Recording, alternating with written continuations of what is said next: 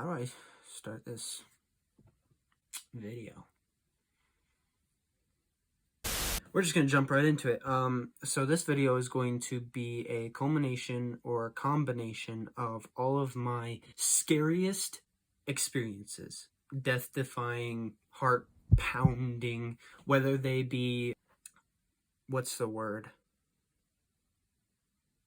Paranormal, or just like things that are scary in general. I'll go from like the least scariest, and then I'll go down and we'll see how it actually works. So the first one I have on the list is falling off a cliff.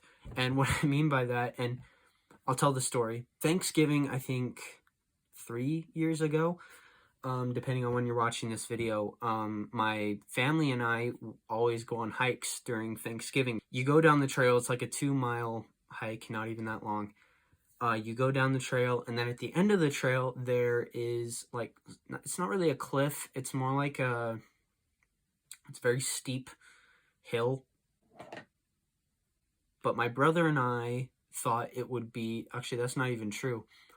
My brother Kemlin started to climb this cliff. I wouldn't even call it a cliff. He thought it would be a great idea, and I was like, oh, sick. I'll do it too then. So then I decided to climb up this hill, cliff, whatever you want to call it. We're both climbing, we're both going up, and suddenly I hear sliding, and I hear not whimpering, but like just scared noises. So what had happened was my brother was above me and I was below him, and he started to slide down, and he was really scared. And me being the smart person I am, he slid into me, and then I caught him, and I didn't move. I'm not sure how I didn't move because we were both on very slick rock. Basically what happened was I was holding him. So we're on and I was holding him like this, and I had no idea what to do. And my brother back then was super light. He was basically a feather. You could pick him up. So I was holding him like this, and I didn't know what to do. So I grabbed him, and then I turned him over on my back. I don't even know how I did this. I turned him over on my back so that he landed here. And then after that, we both slid down. We both slid down this hill.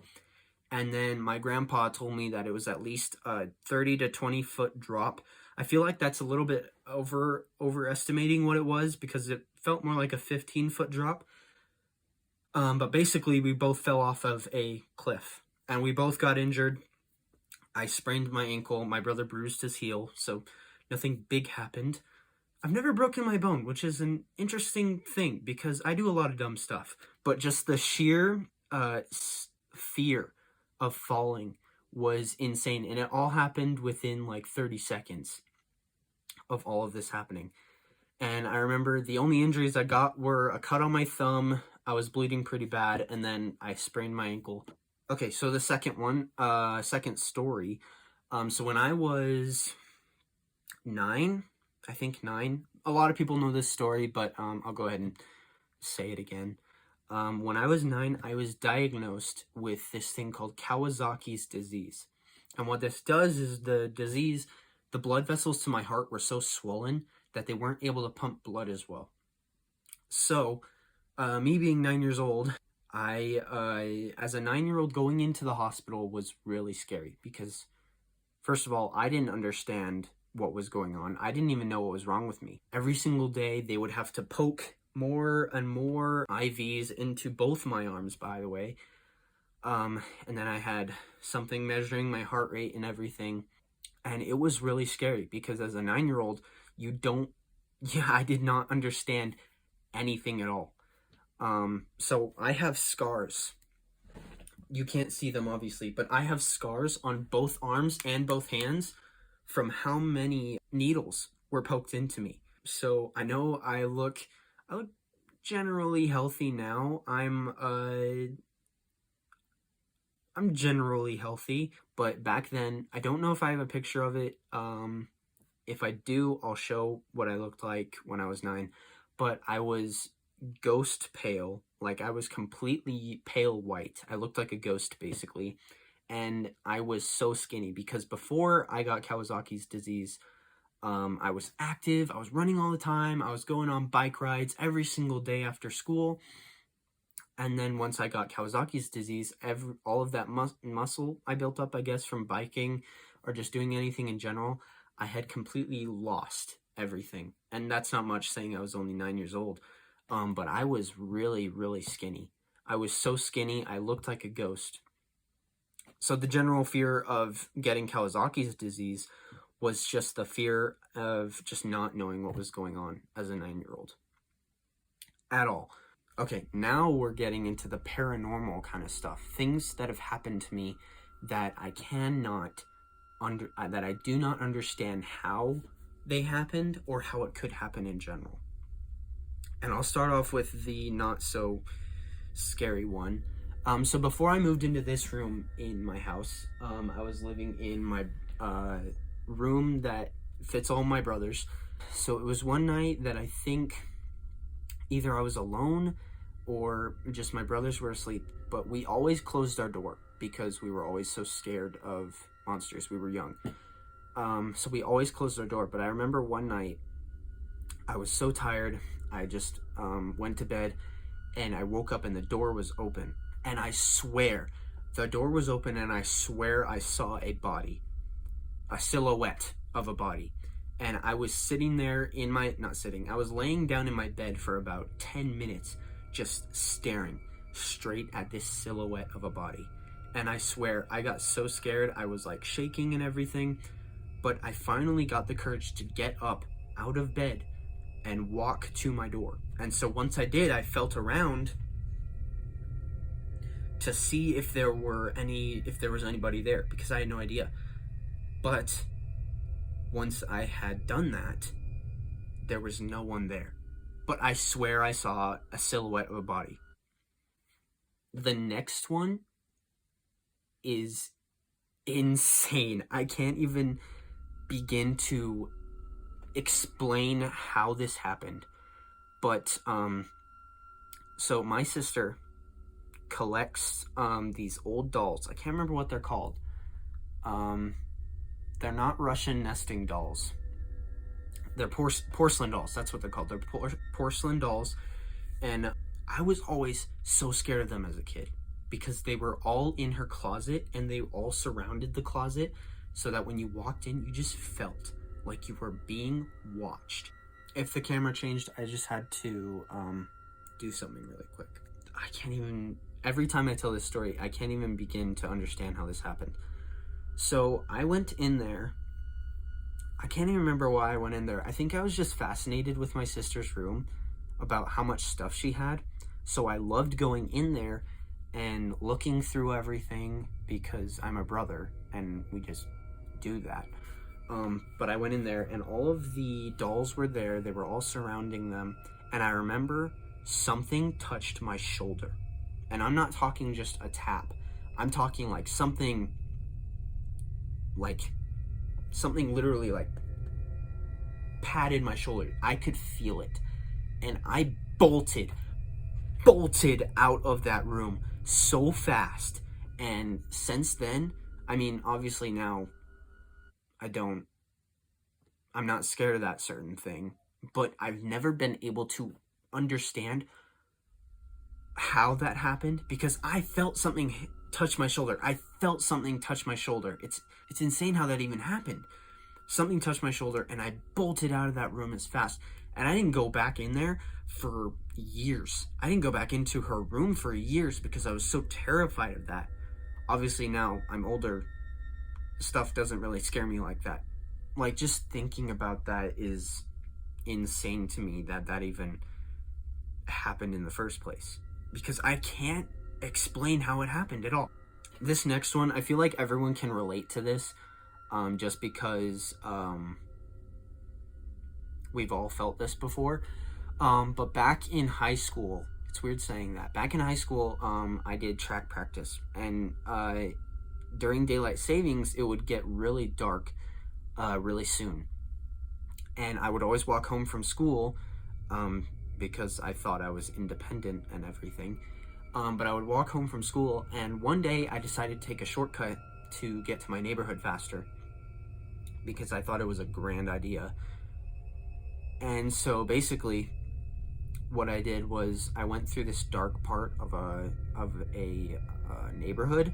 And so I was walking through it, and you know, when maybe not much now because not everybody goes outside a lot more, but as a kid I would always get so scared walking through where the street lights are, because it would get really bright, and then once you get into the dark part you couldn't see anything except for the next street light.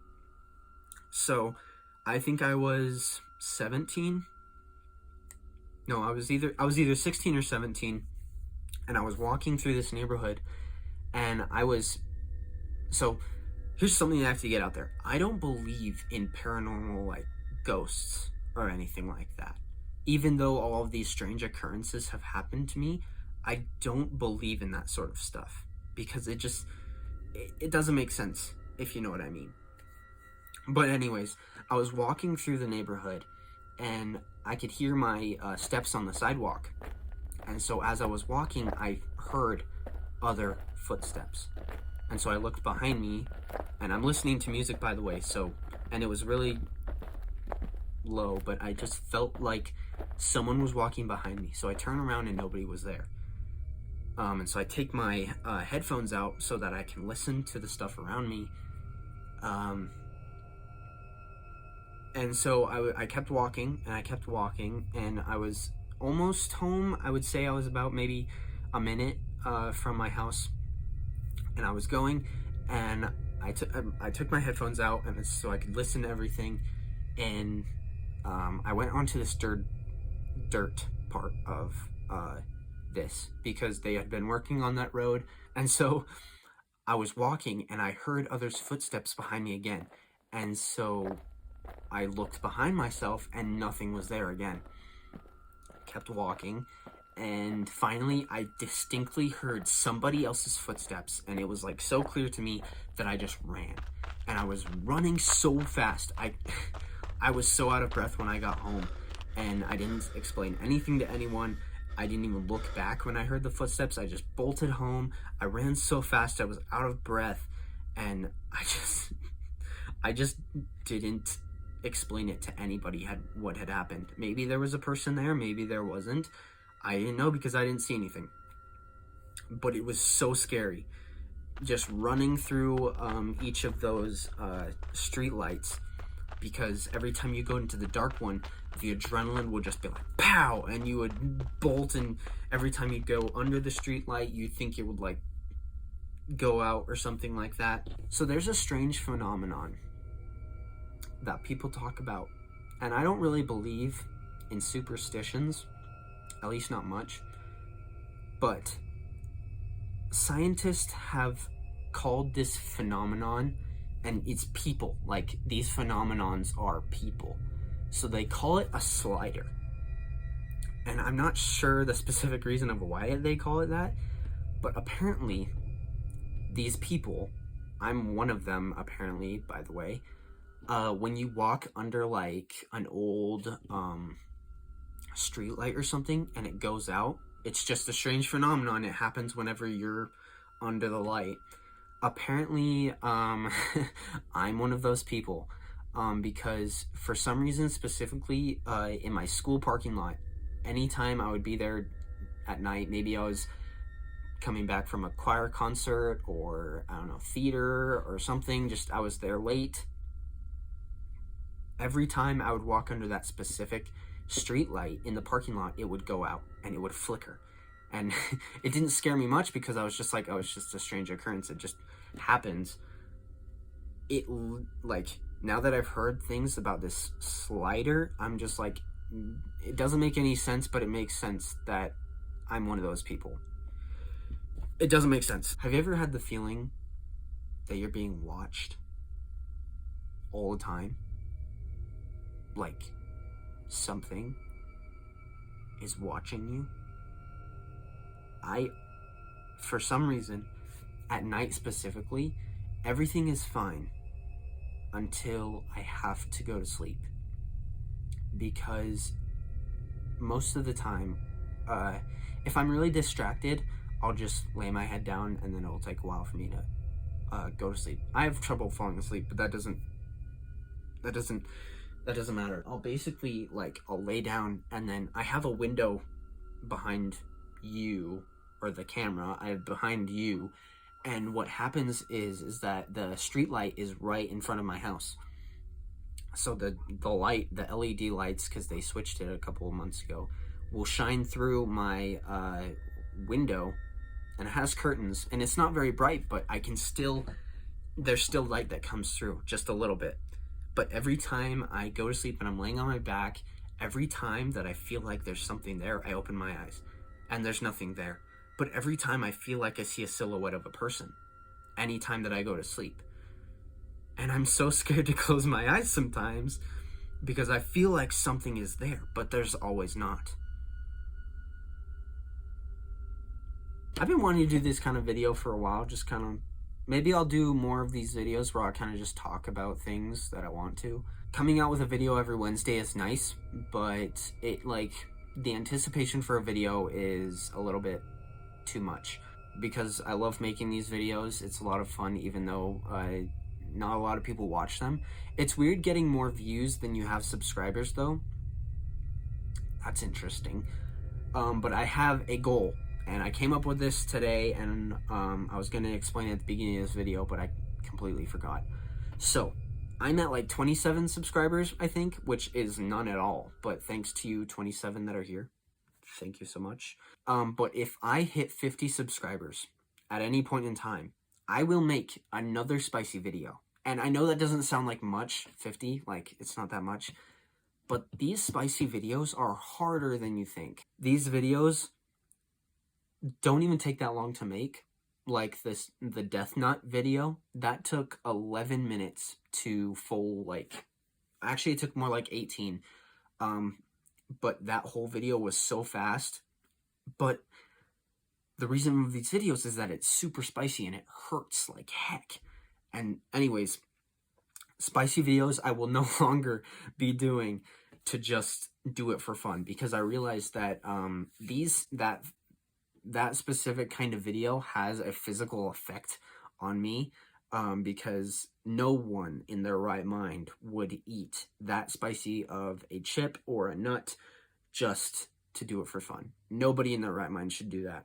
So if I hit 50 subscribers, I will do another spicy video, and if we get closer and closer, I'll start, like, telling you what that video is specifically going to be. I already know what it's going to be, and I can't even, it's worse. It's going to be worse than the Death Nut. I'll tell you that. It's going to be worse than the Death Nut. But if I hit 50 subscribers, I'll have another spicy video out. But that's all for this video. And I will see you